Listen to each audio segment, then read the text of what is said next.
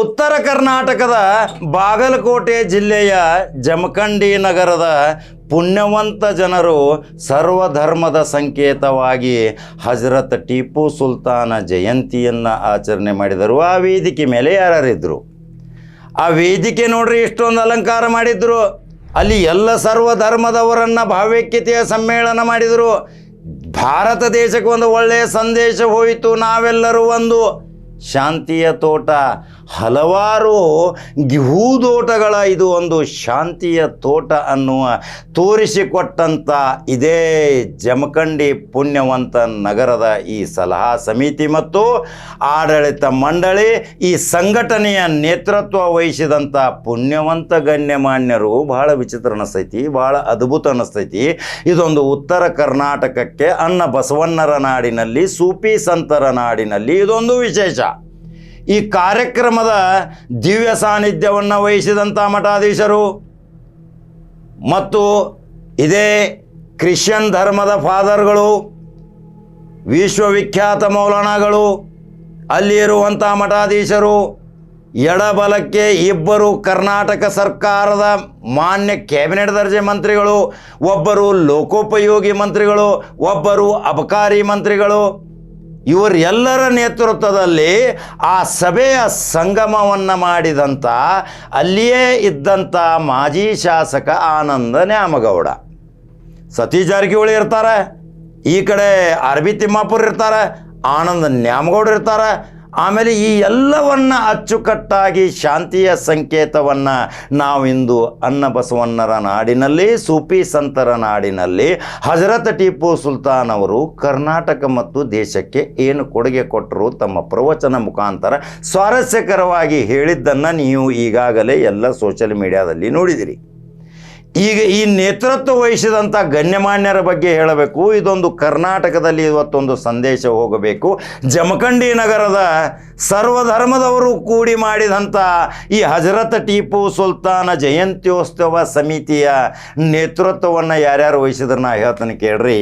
ಇದರ ದಿವ್ಯ ಸಾನ್ನಿಧ್ಯವನ್ನು ವಹಿಸಿದಂಥ ಮೌಲಾನಾ ಅಬ್ದುಲ್ ಸಾಲಿಂ ಕಮರ್ ಚತುರ್ವೇದಿ, ಮಹೇಶ್ವರಾನಂದ ಸ್ವಾಮೀಜಿ ಹಾವೇರಿ, ಪೂಜ್ಯ ಆನಂದ ದೇವರು ಹಿರೇಮಠ ಜಮಖಂಡಿ, ಕಾರಿ ಸಮೀವುಲ್ಲಾ ಖಾದ್ರಿ ಬಾಗಲಕೋಟ್, ಸಹಜಾನಂದ ಅವಧೂತರು ಜಮಖಂಡಿ, ರೆವರೆಂಡ್ ಫಾದರ್ ಲಕ್ಷ್ಮಣ್ ಜಮಖಂಡಿ, ಹಜರತ್ ಮೌಲಾನಾ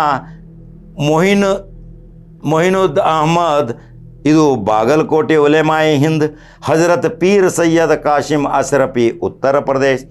ಇದರ ಅಧ್ಯಕ್ಷರು ನಜೀರ್ ಕೊಂಗ್ನೊಳ್ಳಿ, ತೌಫಿಕ್ ಪಾರ್ತ್ನಾಳಿ ಉಪಾಧ್ಯಕ್ಷರು, ನಜೀರ್ ಇಲಾಹಿ ಸಮೀರ್ ಇಲಾಹಿ ಕೊಂಗ್ನೊಳ್ಳಿ ಕಾರ್ಯದರ್ಶಿ, ಅಲ್ತಾಫ್ ಸಗರ್ ಖಜಾಂಚಿ, ಅಬ್ದುಲ್ ಸಾಬ್ ಜಮಾದಾರ್ ಉಪ ಖಜಾಂಚಿ, ಅನ್ವರ್ ಮೋಮಿನ್ ಸದಸ್ಯರು, ರಫೀಕ್ ಬಾರಿಗಡ್ಡಿ ಸದಸ್ಯರು, ರಿಯಾಜ್ ಔಟಿ ಸದಸ್ಯರು, ಹಾಫೀಜ್ ಇಸಾ ಇನಾಮ್ದಾರ್ ಸದಸ್ಯರು, ಮೊಹಮ್ಮದ್ ಶೇಖ್ ಸದಸ್ಯರು, ಯಾಶಿನ್ ಲೋಧಿ ಸದಸ್ಯರು ಮತ್ತು ಸಲಹಾ ಸಮಿತಿಯ ಕನಿಷ್ಠ 10 ರಿಂದ 12 ಜನ ಅದಾರ. ಆ ಎಲ್ಲರ ಹೆಸರು ಹೇಳೋಕ್ಕಿಂತ ಇವರ ಮಾಡಿದ ಒಂದು ಏಕತೆಯ ಒಂದು ಶಾಂತಿಯ ಸಂಕೇತವನ್ನು ಭಾಳ ಸ್ವಾರಸ್ಯಕರ ಹೇಳಬೇಕು. ಈ ಕಂಪ್ಲೀಟ್ ಅವರ ಭಾವಚಿತ್ರದ ಒಂದು ಕರಪತ್ರವನ್ನು ನಾನು ತೋರ್ಸಾಕತ್ತೀನಿ. ಇವತ್ತು ಜಮಖಂಡಿ ಜನರು ಮಾಡಿದಂಥ ಈ ಹಜರತ್ ಟಿಪ್ಪು ಸುಲ್ತಾನ ಸಂಘಟನೆಯ ನೇತೃತ್ವದವರು ಮಾಡಿದಂಥ ಶಾಂತಿ, ಐಕ್ಯತೆ, ಭಾವೈಕ್ಯತೆ ಇವತ್ತು ಕರ್ನಾಟಕಕ್ಕೆ ನೋಡಬೇಕು. ಈ ಸಂದೇಶ ಇವತ್ತು ಕರ್ನಾಟಕಕ್ಕೆ ಹೋಗೈತಿ. ಇನ್ನು ಪ್ರತಿ ವಿಧಾನಸಭಾ ಕ್ಷೇತ್ರದಲ್ಲಿಯೂ ಸಹಿತ ಇಂಥ ಕಾರ್ಯಕ್ರಮಗಳ ಆದ್ರೆ ಎಲ್ಲೈತ್ರಿ ಹಿಂದೂ ಮುಸ್ಲಿಂ ನಾವೆಲ್ಲರೂ ಒಂದು. ನಾವು ಅವರ ಹಬ್ಬದಲ್ಲಿ ನಾವು ಭಾಗಿಯಾಗಬೇಕು, ಇವರ ಹಬ್ಬದಲ್ಲಿ ನಾವು ಭಾಗಿಯಾಗಬೇಕು. ಅಣ್ಣ ತಮ್ಮಂದಿರಂತೆ ನಾವು ಸಹೋದರತ್ವದಿಂದ ಬಾಳಿದರೆ ನಮಗೆ ಸ್ವರ್ಗದ ಸುಖ ಸಿಗುತ್ತೈತಿ. ಎಲ್ಲ ಪವಿತ್ರ ಧರ್ಮ ಗ್ರಂಥದಲ್ಲಿಯೂ ಸಹಿತ ಇದೇ ಐತಿ.